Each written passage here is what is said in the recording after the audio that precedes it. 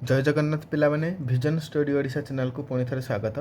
चलो आज आम स्टार्ट करवा लास्ट निजे कर देख जेटा कि निजे कर देख 4 अच्छी तुम 132 पेज रे सेटा चलो आज आम सारिबा। प्रथम एक नंबर कौन कहला ना जदि 31Z5 कमा माने 31Z5 गोटे संख्या अच्छी जेटा कि 9 रो गोटे गुणितक एवं जेड गोटे अंक हेले जेड रो मूल्य केते हेबो काहेकि यार दुईटी उत्तर अच्छी बुझाओ। देख से संख्याटा कहला सेटा कहला 9 द्वारा विभाज्य हेबो ताहे जेड जगह एमती गोटे भैल्यू बसेबा जेटा कि जग कले 9 18 27 माने 9 रो गुणितक होतबो। तो आमे कोन जानिचे 9 द्वारा विभाज्य केते बेले हेबो जेतेले कि अंक मानकर समष्टि ता 9 द्वारा विभाज्य होतबो। माने कौन कहला देख ये मुझे देखिए लिखिक तुमको बुझाऊँ कहला 31Z5 तो यही संख्याटी पूरा 9 द्वारा केते विभाज्य हो जो यार अंक मानकर समष्टिटा 9 द्वारा विभाज्य हो तो जेडटा को छाड़ दियो आ बाकीटा को जोग करदे 5 1 6 7 8 9 तो टोटाल 9 आसे जेड जगह आम 0 भी बसईदा ताने 9 आसी जाऊँ तो 9 द्वारा यहाँ विभाज्य हो पार ताने 3105 टा 9 द्वारा विभाज्य हम तो कहला आउ गोटे भी ये संभव कहला दुईटा हेने भी केमती दुईटा केमती हम जब आम 3195 भी करवा ताने यही तो 3टा मिसिक 9 होता आउ गोटे 9 बसैले 9 9 18 18टा भी 18 जग करदे जब 18 हो 9 द्वारा विभाज्य हम तो से आर 2टा आंसर पॉसिबल हो गला। तो सहीटा से कहला कौन पर यार 2टा आंसर पॉसिबल कारण लिखा जिते लिखा मुझे तुमको लिखिक भलसे बुझेबी लाइन टेंशन नबनी ये तुमको जस्ट बुझेबा ना कि कारण जो मूल संख्याटी कहला सेटा निजे 9 द्वारा विभाज्य होउची तो ताठर 9 बेसी माने देख जदि ये 1 भी था ताहले 9 बेसी कर देथिने ये 10 आसी जेटा कि संभव हो न था से गोटे संख्यार भैल्यूटा बसैया अंकटा तो से जीरो जेहेतु बसैक आम गोटे करें तो से 9 अधिका करके आउ गोटे करा हो तो टोटाल 18 है ये आमर हो एबे आम लिखा केमती देख देख पिला केमती लिखुची एठारे कौन देइछि ना 31Z5 टा कौन लिखा ना एतिकी रहा मूल आमर देइछि अंकटा संख्याटा तो यार अंक मानकर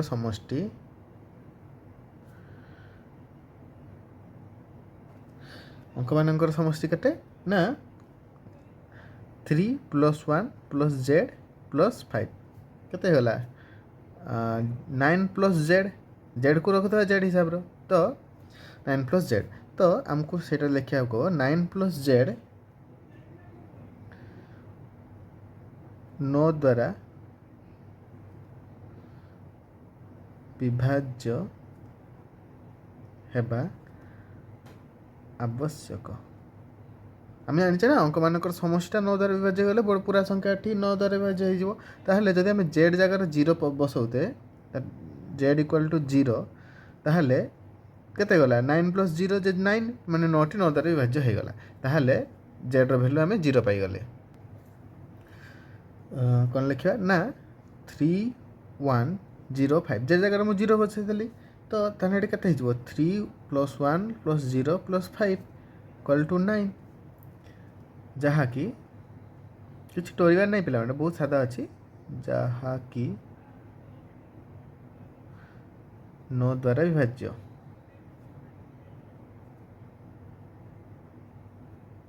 से ही भरी जदि आम जेड इक्वल टू 9 नौचे ताहले केते हो 3195 9 कौन पाई नेली ना एटा जदि 9 हो जो कला आउ 9 अधिका कले 18 हो ना तो 18 टे आम जाने 9 द्वारा विभाज्य तो 3 + 1 + 9 + 5 केते गला 18 जहाँकि 9 द्वारा विभाज्य सेम लिखली। एबे लिखा कारण दुईटी कौन पाई यार आंसर पॉसिबल 0 और 9 सेटा आम लिखा अतएव आगे लिखिदेवा जेड इक्वल टू 0 आउ जेड इक्वल टू 9 दुईटी आंसर कौन पाई बसिब ना लिखिए एमती एठारे दुईटी उत्तर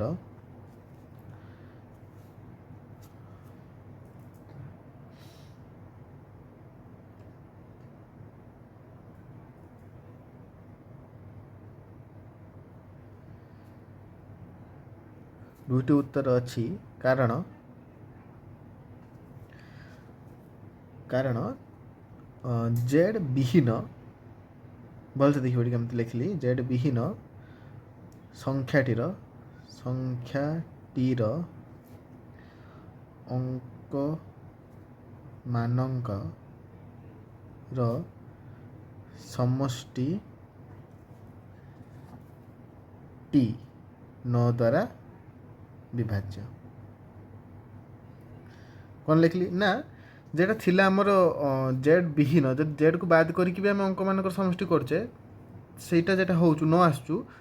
ତ ସେଇଟା ବି 9 ଦ୍ୱାରା ବିଭାଜ୍ୟ ହେଇଯାଉଛୁ। ତ ସେଇପାଇଁ ଆର ଆଉ ଗୋଟେ ଆନ୍ସର୍ ପସିବୁଲ୍, ଯେଉଁଟାକି ଆଉ ଥରେ ଯଦି 9 ବସେଇଦେବା ଜେଡ୍ ଜାଗାର, ତାହେଲେ 18 ହେଇଯିବ, ଯେଉଁଟାକି ମଧ୍ୟ 9 ଦ୍ୱାରା ବିଭାଜ୍ୟ। ସରିଗଲା 1 ନମ୍ବର। ପିଲାମାନେ 1 ନମ୍ବରଟା ଲେଖିନେବ। ଏବେ 2 ନମ୍ବରକୁ ଯିବା। 2 ନମ୍ବର କ'ଣ କହିଲା ଆଗେ ଦେଖିବା। 2 ନମ୍ବର କହିଲା, ଆଶିଷ କହୁଛି ମୁଁ ନେଇଥିବା ଗୋଟିଏ ସଂଖ୍ୟାକୁ 12 ଦ୍ୱାରା ଭାଗ କଲେ ଭାଗଶେଷ 8 ରହିଥିଲା। ମୁଁ ଏଇଟା ଗୋଟେ ଫାର୍ଷ୍ଟ କଣ୍ଡିସନ୍ କହିଲା। ତାପରେ ସେକେଣ୍ଡ କଣ୍ଡିସନ୍ କହିଲା ନା ମୁଁ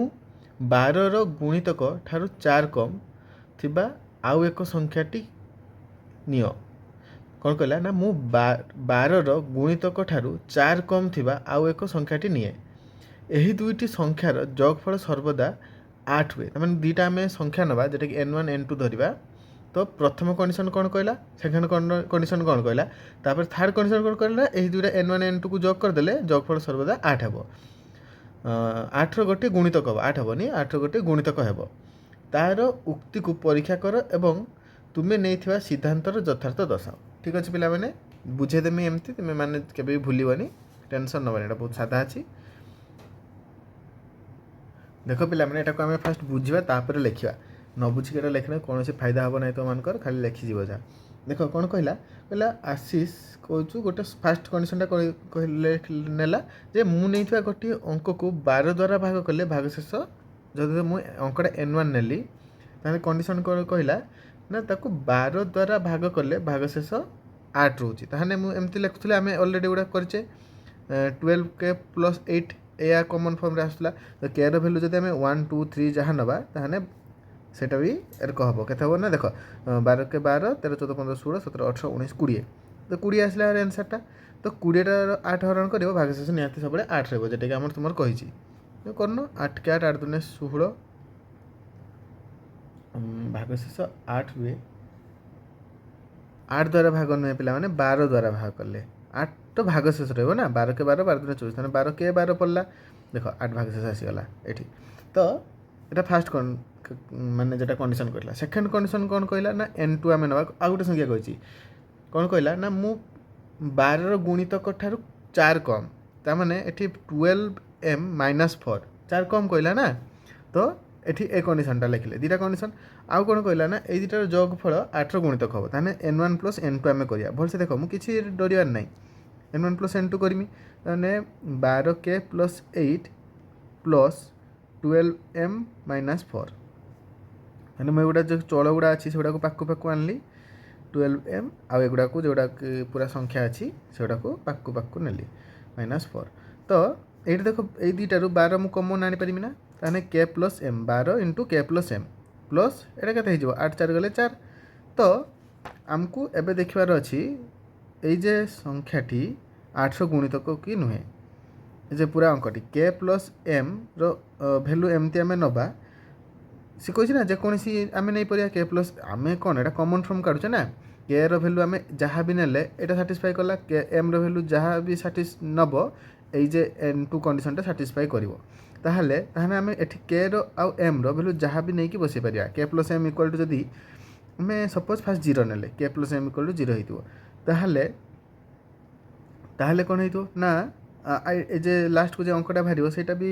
8ର ଗୁଣିତକ ହେବା ଦରକାର, କାରଣ ଥାର୍ଡ଼ କଣ୍ଡିସନ୍ ସେଇଟା କହିଲା ସେ। ତ ଏଇଟା ଦେଖ, k + m କୁ 0 କଲେ ତାହେଲେ 12 × 0, ମୁଁ ଏଇଠି 11 ମାରି ଦେଉଛୁ, ଏଇଟା ରଫ୍ ପାଇଁ ମୁଁ ଦେଖାଉଛୁ। ତାପରେ 4, ମାନେ 12 0 0 + 4, 4ଟି କ'ଣ 8ର ଗୁଣିତକ ନୁହେଁ। ତାପରେ ନେବା k +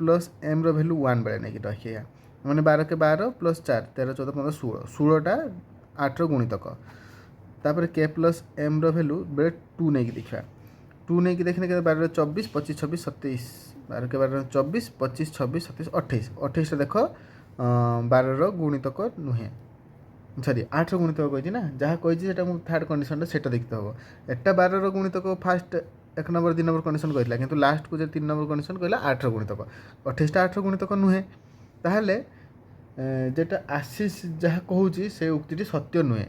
ये आउ गोटे कथा आम पैटर्न लक्ष्य कर देखिए जो सब अजुग्म के प्लस एम भैल्यू अजुग्म नेली 12 के 12 12 24 32 36 37 38 39 40 41 42 43 44 देख 8 द्वारा विभाज्य ताने कौन हो ना सब जो के प्लस एम भैल्यू जो अजुग्म होचु सेते बेले सेटा 8 गुणितक हो पार किंतु जुग्म बेले से संभव नुहे ठीक अच्छे पे तो आमको एत कथा तो लिखा कहनी तथापि आम कौन जेटा से सिद्धांत नहीं सेटा मिछ बोली प्रमाण होगा तो ये लेखिकी देखा केमती लेखा देख देख पे मैंने तुम लेखिकी रखिदेली कारण टाइम जाऊँ लेखिकी तुम आगे देखेला को आउ अलरेडी तो बुझी सारी देख केमती लिखिली मन कर प्रथम अंकटी संख्याटी n1 जेहेतु संख्या को माने से क्वेश्चन कही ना प्रथम कंडीशन संख्याटी को 12 द्वारा भाग कले भागशेष 8 हुए तेल आम कमन फ्रम अलरेडी आम लेखिकी आसुचे फास्ट अनुसार सेकेंड अनुसार लिखुले एमती मन थी तो एमती आम लिखा n1 equal to 12k plus 8 यहाँ को के भैल्यू जहाँ भी पकेब ये कंडीशन साटिस्फाई कर से द्वितीय कंडीशन कौन कहला ना देख मुझे n2 नेली द्वितीय संख्याटी को एवं n2 संख्याटी को 12 गुणिले यार गुणितक 4 कम आसे तेबे संख्याटी कौन हम ना तार कमन फ्रम एमती लिखिली n2 इक्वाल टू 12m - 4 तो एम भैल्यू भी तुम्हें जहाँ नहीं देखिपर 12 गुणितक 12 गुणितक मान हरिदेले से सेमती आसो 4 कम ठीक अच्छे तो दुटार कमन फ्रम लिखिदेली एवं n1 और n2 को जग करवा n1 n2 को जग करले कौन पाई ना तृतीय कंडीशन से कहला यही दुईटी संख्या भाईला ये दुईटी तो से दुटा जग फल सब 8 गुणितक हम से मुझे n1 n2 को जग करदेली n1 n2 तो आम चल अच्छी ना तो चल गुड़ा को केमती जग कले देख एटा लिखिली जहाँ थी तो चल गुड़ा को जोड़ा सब पाकु पाकु आनली अज्ञात राशि से भितर अच्छी तो से कमन आणिकी 12 कमन नहीं आसली तापर एटा को एमती रखिदेली एबे जदि के प्लस एम को मु 0 करूँ ताहले एटा 4 द्वारा देख विभाज्य होनी तो प्रथम जे कहला जेकोसी संख्या नहीं कि आम कमन फ्रम नहीं माने कौन जेकोसी संख्या आम पकई टेस्ट करवा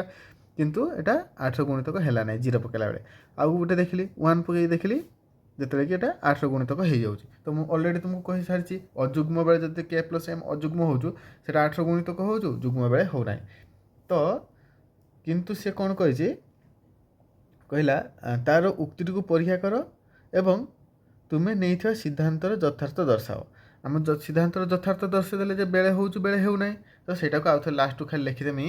जे यही उक्ति सर्वदा सत्य नुहे लिखिदेवा यही उक्ति लिखिपार कि आशीष जो उक्ति नहीं था सेटा भी कहीपर आशीष रो उक्ति सर्वदा सत्य नुहे सर्वदा सत्य कौन पाई नुहे ना 0 बेले हो नहीं 1 बेले हो 2 बेले हो नहीं 3 बेले हो जुग्म बेले हो नहीं अजुग्म बेले हो तो यहाँ सर्वदा सत्य नुहे एबे करवा 3 नंबर 3 नंबर कौन कहला केतेबेले 3 रो दुईटी गुणितक जगफल 6 ना भल से देख केतेबेले 3 रो दुईटी गुणितक जगफल 6 रो गोटे गुणितक हेबो एवं केतेबेले हेबो नाही समस्त संभाव्य परिस्थिति को विचार कर कौन कहला भल से बुझ पिला मैंने कहला केतेबेले 3 रो दुईटी गुणितक 3 रो दुईटी गुणितक जगफल 6 रो गोटे गुणितक हेबो सेटा हमको देखिबा केतेबेले हेबो केतेबेले हेबो नाही बहुत इजी अच्छे पिला मैंने यहाँ देखिए कौन कहला 3 रो गुणितक गुड़ा आगे लिखिदेवा गुणितक लिखला पर तार जगफल काढ़ा 3 रो गुणितक माने कौन 3 को पुणी 3 के 3 3 दूने 6 3 3 9 3 4 12 3 5 15 318 3 7 21 आउ लिखवानी मैंने आमर वीडियो 4 दिन रही तो एबे कहला ये 3 रो गुणितक गुड़ा को जग करवा कौन भी कौन सहित जग करले 6 रो गुणितक होता दरकार कि 6 हाँ 6 रो गुणितक होता दरकार तो आम 3 युक्त 6 करवा 3 युक्त 9 करवा एमती करी जा 3 युक्त 12 करवा एमती बहुत गुड़ा पॉसिबल ना तो देख 2 4 करके देखा तीन युक्त छ कले के 6 7 8 9 9टा 6 गुणितक कि नुहे तो यहाँ हेनी 9 10 11 12 12 12टा किंतु 6 गुणितक आउ गोटे कौन 3 2 कि 12 अच्छे मन ना 12 12 13 14 15 15 15टा 6 गुणितक नुहे लिखा नुहे सेमती आउ गोटे देख लिखुची 6 युक्त 12 मन रानी मुझे कौन 6 युक्त 12 नेली 6 युक्त न नहीं कि सेटा कहूँ 6 युक्त 12 केते हो 12 13 14 15 16 17 18 18टा 6 द्वारा 6 गुणितक तो ये गोटे पैटर्न लक्ष्य करे पिला माने जेतेले दीटा सारा अजुग्म होची सेतेले सेटा 6 द्वारा 6 गुणितक होची बा 6 द्वारा भाग हो पारुची आउ जेतेले दीटा सारा जुग्म हे होची सेतेले भी 6 गुणितक होची तो एटा आ गोटे एग्जांपल नै एटा 18 अछि आ गोटे जुग्म संख्या देखिबा 12 देखिबा ताने 12 प्लस 18 पिला माने केते 12 18 8 9 10 3 30टा 6 गुणितक नुहे 6 गुणितक कि नुहे 6 5 30 ताने दीटा जुग्म नै कि आमे पाई गले 30 जेटा कि जुग्म सॉरी 6 गुणितक ताले देखिलो पिला माने तो आमे रिलेशनशिप एस्टैब्लिश कर देले तो सेटा को एबे मु लिखि दउची तापर देखिया देख पिला माने मु लिखि देछि अति सुंदर भाव में देख 3 रो गुणितक गुड़ी कौन है 3 6 9 12 गुड़ा 3 को लिखिदेली तो किसी कंडीशन नहीं कि जोटा तुमको बुझे 6 युक्त 9 जहाँ 6 सॉरी 3 युक्त 6 जेटा कि 9 हो जहाँकि 6 गुणितक नुहे एटा कि 12 हो 6 गुणितक 15टा नुहे 18टा गुणितक तमती लिखिदेली तापर उपरोक्त परीक्षार आम दुईटी सिद्धांत पाइले दुईटी सिद्धांत पहुँचले दुईटी सिद्धांत पाइले कौन कौन सिद्धांत ना जिते लिखिले जिते दुईटी अंक जुग्म सेतेबेले 6 गुणितक हेउची लिखिदेवा हेउची एठी लिखिदेवा हेउची लिखिदेवा पिला माने हैला आउ 2 नंबर कंडीशन कौन पाइले जिते दुईटी अंक अजुग्म सेतेबेले संख्याटी 6 गुणितक हेउची तो दुईटी अंक किए किए ना ये जोग करुचे जोगर दुईटी सारा अंक एले जुग्म होउची आ अजुग्म होउची दुईटी सारा समान देख एई केस रे गोटे जुग्म होतला गोटे अजुग्म होतला सेतेबेले होउनथला कौन होउनथला 6 गुणितक होउनथला ठीक अच्छे पिला माने तो 3 नंबर अति इजी थिला बुझीगला पिला माने देख मु तुम मैंने वीडियो तैयारी करुच्ची कष्ट करके तुम चैनल को निहाती भाव में सब्सक्राइब कर वीडियो को लाइक कर सांग मान सहित शेयर कर मैंने मुझे तुमको गोटे कथा कहबी making mistakes means you are trying to learn something keep trying तुम मैंने ये कीप ट्राइंग शिखबार जिज्ञासा ही तुमको गोटे भल पदरे पहुँचब focus on effort over perfection तुम्हें परफेक्शन होगा लक्ष्य दियनि एबे तुम्हें एफर्ट दियो परफेक्शन निहाती आसीज माने कौन मु तुमको कौन कहना चाहिए तुम्हें कष्ट कर चल कुष्ट मिले 4 नंबर को जीवा एबे पिला माने ताहले 4 नंबर कौन कहला कहला लिली कहूची मो पाखरे गोटे अंक अच्छी गोटे संख्या अच्छी जहाँ 9 द्वारा विभाज्य धर मुझे मो पाखे लिली कहूँ माने लिली धर मुझे मो पाखे गोटे संख्या अच्छी जोटा कि 9 द्वारा विभाज्य माने 27 मु नेली 27टा 9 द्वारा विभाज्य तो कौन कहला मु संख्यार अंक गुड़ी को ओलटाई देले 9 द्वारा विभाज्य देख 27टा को केते हो 9 7 8 9 ताकू उल्टे देकी 72 करदेली 72टी 9 द्वारा विभाज्य कारण जोग करदेले से 9 आसो ना उल्टे देले कौन जोग फलटा चेंज हो कि से 9 आसू तो से कहीदेला होपर आई टू आई दुटा कहला कहला 9 जेकोसी गुणितक यही गाणितिक अनुमान केते दूर ठीक परीक्षा कर 9 जेकोसी गुणितक तुम्हें 9 जेकोसी गुणितक नियो 9 27 36 48 54 48 तो हेन ना तो जेकोसी गुणितक नियो 45 तो जेकोसी गुणितक नियो तो यहाँ को उल्टे देले तार देख यहाँ 36 को 63 कर दियो तो जोगफल तो 36 9 एटा भी 36 9 हम ना तो 5 4 9 होता 45 4 5 9 हम तो जेकोसी 9 गुणितक ये उक्ति सत्य हम आउ 2 नंबर कौन कहला अंक गुड़िक जेकोसी संभाव्य प्रकार अलटाई लेखिले 9 गुणितक पाइबा संभावना अच्छी कि कौन कहला अंक गुड़िक जेकोसी संभाव्य प्रकार ओलटाई लेखिले 9 गुणितक पाइबार संभावना अच्छी कि या माने कौन ये दीटा अंक थिला बेली तुम्हें 27 को 72 कर दउतला 72 कर दो गोटे बड़ अंक था जमीक कि 927 अच्छी ଠିକ୍ ଅଛି। ଏଟାକୁ ମୁଁ ଉଲ୍ଟେଇକି 3 ରକ ଲେଖିପାରିବି, 7 9 2 ଲେଖିପାରିବି, 7 2 9 ଲେଖିପାରିବି, ଏମିତି ବହୁତ ରକ ହେଇପାରିବି। କିନ୍ତୁ ସବୁଗୁଡ଼ାକର ଯୋଗଫଳ ତ ସେଇ ସମାନ ଆସିବ ନା। କେତେ ଆସିବ 7 8 9 927ଟି କ'ଣ ବିଭାଜ୍ୟ କି 9, ହଁ 7 8 9 9 18 18, ଏଟା ବି 18, ଏଟା ବି 18, ସବୁଗୁଡ଼ା 18 ହବ ଯୋଗ କରିନେ। ତାହେଲେ ଯେକୌଣସି ପ୍ରକାର ବି ଆମେ ଉଲ୍ଟେଇଲେ ଏହା 9 ଦ୍ୱାରା ବିଭାଜ୍ୟ ହେବ। ଦେଖ ପିଲାମାନେ ମୁଁ କେମିତି ଲେଖୁଛି 4 ନମ୍ବରଟା, ତାପରେ ଦେଖିବା। ଦେଖ ପିଲାମାନେ ମୁଁ ତୁମକୁ ଅଲରେଡ଼ି ବୁଝେଇ ସାରିଛି, ଏବେ ଲେଖିଦେଲି। କ'ଣ ଲେଖିଲି ନା ମନେକର ଗୋଟିଏ ସଂଖ୍ୟା ଯାହାକି 9 ଦ୍ୱାରା ବିଭାଜ୍ୟ, ଗୋଟେ ଏକ୍ଜାମ୍ପଲ୍ ନେଲି, କ'ଣ ନେଲି 72 ନେଲି। ତ ଆମେ ଜାଣୁ ଯଦି ଅଙ୍କମାନଙ୍କର ଦେଖ ଆମେ ଜାଣୁ ଯେ ଏମାନଙ୍କର ଆମେ ଜାଣୁ ଯଦି ଅଙ୍କମାନଙ୍କର ସମସ୍ତେ 9 ଦ୍ୱାରା ବିଭାଜ୍ୟ, ତେବେ ସଂଖ୍ୟାଟି ମଧ୍ୟ 9 ଦ୍ୱାରା ବିଭାଜ୍ୟ। ଏଟା ଅଲରେଡ଼ି ଆମେ ଜାଣିଛେ। ତ ସେଇଟା ମୁଁ ଖାଲି ଥରେ ଲେଖିଦେଲି ଯେ ଆମେ ଜାଣୁ ଯେଟା ଯଦି ସଂଖ୍ୟାଟିର ଅଙ୍କ ଗୁଡ଼ିକର ସମଷ୍ଟି 9 ଦ୍ୱାରା ବିଭାଜ୍ୟ, ତାହେଲେ ସଂଖ୍ୟାଟି ମଧ୍ୟ 9 ଦ୍ୱାରା ବିଭାଜ୍ୟ। ଯଦି ଅଙ୍କ ଗୁଡ଼ିକୁ ଓଲଟାଇବା ତେବେ ମଧ୍ୟ ଯୋଗଫଳ ସର୍ବଦା ସମାନ ରହିବ। କେବେ ବି ତୁମେ ଗୋଟେ ଅଙ୍କ ନିଅ, ଧର 4 6 8 9, ତୁମେ ଏଇଟା ଯୋଗ କରିଦେବ। ଯୋଗଫଳ ଯେତିକି ଆସିବ ଏଟାକୁ ଯେ କ୍ରମରେ ଲେଖ, 9 6 8 4 4 8 9 6, ଯେ କ୍ରମରେ ଲେଖିଲେ ବି ତାର ସମଷ୍ଟି ତ ଯୋଗ, ଅଙ୍କ ଗୁଡ଼ାକର ସମଷ୍ଟି ହିଁ ତ କରୁଛେ ନା ଆମେ। ତ ଅଙ୍କ ଗୁଡ଼ିକ ସମଷ୍ଟି ସବୁବେଳେ ସମାନ ହିଁ ଆସିବ। ତ ଏଇ କେସ୍ରେ ବି ଆମର ସେଇଟା ମୁଁ ଲେଖିଲି। ଯଦି ଅଙ୍କ ଗୁଡ଼ିକୁ ଓଲଟାଇବା ତେବେ ମଧ୍ୟ ଯୋଗଫଳ ସର୍ବଦା ସମାନ ରହିବ। ଯେମିତିକି ତାର ଏକ୍ଜାମ୍ପଲ୍ ନେଲି, 72କୁ ଉଲ୍ଟେଇକି 37 ଲେଖିଲି, ଯୋଗ କରିଦେଇ ପୁଣି 9 କରିଦେଲି, ଯାହାକି 9 ଦ୍ୱାରା ବିଭାଜ୍ୟ। ଦେଖ I to I, ତାପରେ ମୁଁ ଲେଖିଥିଲି 9ର ଗୁଣିତକ ଗୁଡ଼ିକ ହେଲେ 9 18 27 36 45। ଉପରୋକ୍ତ ଅଙ୍କମାନଙ୍କୁ ଓଲଟାଇଲେ ମଧ୍ୟ ଯୋଗଫଳ ସର୍ବଦା 9ର ଗୁଣିତକ ବା 9 ଦ୍ୱାରା ବିଭାଜ୍ୟ ହେବ। ଗୋଟେ ସଇଲା। ତାପରେ 2 କ'ଣ ଲେଖିଲି, ହଁ ଯେଟା କହିଲା ଭଲସେ କ୍ୱେଶ୍ଚନ୍ ପଡ଼ିବ, ସେ କହିଥିଲା ଯେ ଯେକୌଣସି କ୍ରମରେ ଉଲ୍ଟାଇଲେ ମଧ୍ୟ କ'ଣ 9ର ଗୁଣିତକ ହେବ କି, ମୁଁ ସେଟା ଲେଖିଲି ହଁ ଅଙ୍କ ଗୁଡ଼ିକୁ ଯେକୌଣସି ସମ୍ଭାବ୍ୟ ପ୍ରକାରରେ ଓଲଟାଇ ଲେଖିଲେ ଯୋଗଫଳ ସର୍ବଦା 9 ଦ୍ୱାରା ବିଭାଜ୍ୟ ହେବ। କ'ଣ ପାଇଁ ନା ଯେକୌଣସି, ଏଇଟା କହିଲି ନା ଯେକୌଣସି କ୍ରମରେ ଓଲଟାଇଲେ ଯୋଗଫଳ ତ ଗୋଟେ ହିଁ ଆସିବ। ଯଦି ସେଇ ସଂଖ୍ୟାର ମୂଳ ସଂଖ୍ୟାଟା 9 ଦ୍ୱାରା ବିଭାଜ୍ୟ ହେଉଛି, ତାହେଲେ ଓଲଟାଇ ଲେଖିଲା ପରେ ମଧ୍ୟ ଯେକୌଣସି କ୍ରମରେ ଉଲ୍ଟାଅ ସେଟା 9 ଦ୍ୱାରା ବିଭାଜ୍ୟ ହେବ। ଠିକ୍ ଅଛି ପିଲାମାନେ, 4 ନମ୍ବର ପର୍ଯ୍ୟନ୍ତ ଆମେ ଏବେ ସାରିଦେଲେ। ଅନ୍ୟ ଗୁଡ଼ିକ ସବୁ ନେକ୍ସଟ ପାର୍ଟରେ କଭର୍ କରିବା, କାରଣ ଭିଡ଼ିଓ ବହୁତ ଲଙ୍ଗ ହେଇଯାଉଛି। ପିଲାମାନେ ଟିକେ ଚ୍ୟାନେଲକୁ ସବସ୍କ୍ରାଇବ୍ କର। ମୁଁ ଦେଖୁଛି 85% ପିଲା ତୁମ ଭିତରୁ ସବସ୍କ୍ରାଇବ୍ କରୁନ, କିନ୍ତୁ ଭିଡ଼ିଓ ଦେଖୁଛ ରେଗୁଲାରଲି। ତ